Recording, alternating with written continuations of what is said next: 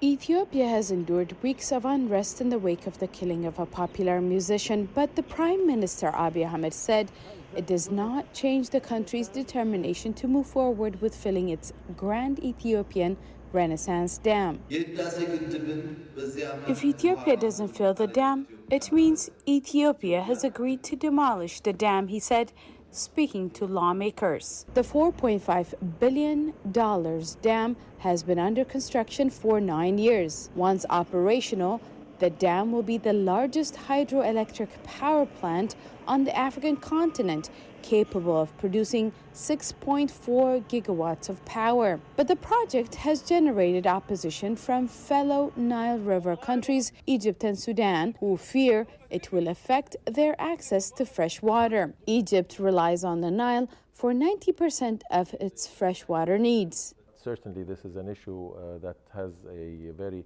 severe consequence on the livelihoods and on the future and the interests of Egypt, and we will do everything possible to preserve our interests, as would any state. In June, representatives from all three countries made their case in a virtual session before the UN Security Council. And while the sides agree on many main issues, disagreement remains over how to fill the 70 billion cubic meter dam. Ethiopia has said it plans to begin filling the dam in the coming weeks, and it will take up to 7 years to complete. Egypt wants additional guarantees that the filling will stop in the event of drought or low river flow. While we recognize the importance of this project to the developmental objectives of the Ethiopian people, a goal that we certainly share and support, it is essential to realize that this megadam, which is Africa's largest hydropower facility, potentially threatens the welfare, the well-being, and the existence of millions of Egyptians and Sudanese citizens.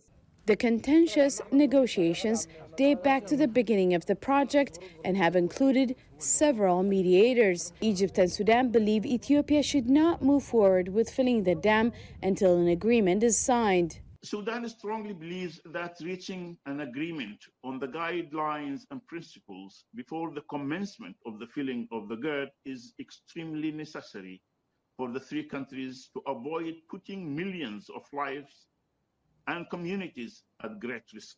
Any decision on the timing and the filling of the GERD has to be agreed upon. Ethiopian Prime Minister Abiy said it's not a question of if the dam will be filled, but simply how it will proceed. Ethiopia is seeking a resolution in the coming weeks. Salem Solomon, VOA News, Washington.